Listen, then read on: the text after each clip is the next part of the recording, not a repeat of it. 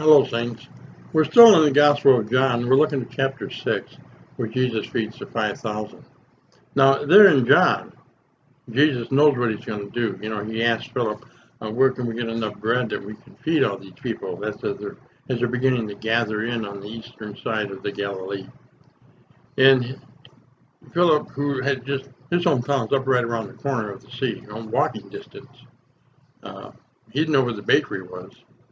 So he says, look, a year's wages wouldn't be enough, that everybody would get just a little bit of bread.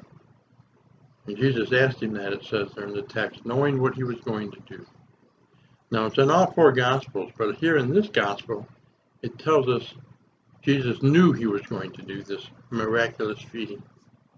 And when you, as a Messiah, to do a miraculous feeding, he knew the people would see that as a sign of who he was as Messiah.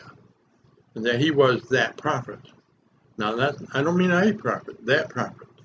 In Deuteronomy 18, Moses preparing the people to go into the promised land, says there in chapter 18, verse 15, that God's going to send the prophet like me, Moses says, unto you. He will raise them up from among the people, him you will listen to. He's not talking about another prophet like Isaiah or Ezekiel or even Daniel. He's talking about a prophet like Moses. What was Moses different about? He was a redeemer, deliverer. He was sent to Egypt to redeem the people out of bondage and deliver them to the promised land.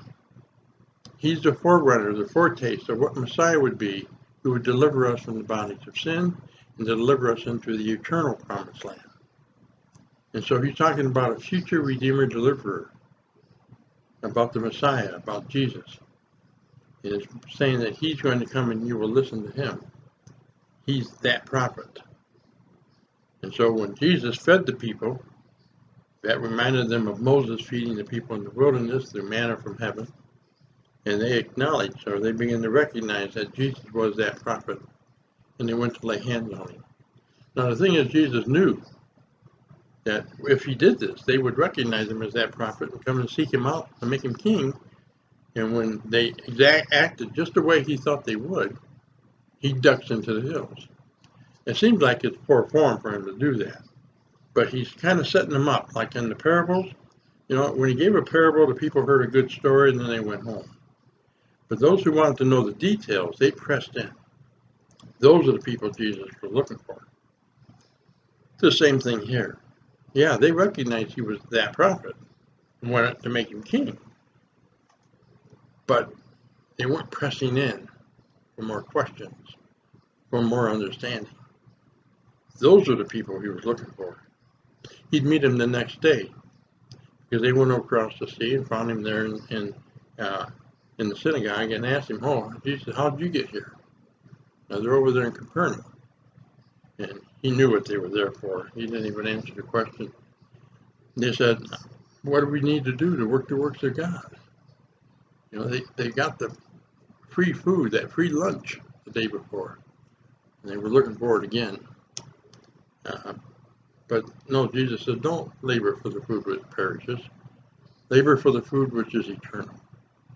They're thinking, yeah, that way we don't have to keep coming to you. So they asked him the big question in John 6:28, what do we do to work the works of God? And Jesus met them where they were. He didn't correct them, try to tell them where their mind was. You have it wrong. No, he met them right where they were. And his answer in verse 29 was that you believe on him whom God had sent. That's the work of God. You believe on him. It's a continuing act of belief, not just a one-time belief. On him, Jesus, whom God had sent. It's a faith walk. That's what it is. That's our work, is to believe and accept Jesus.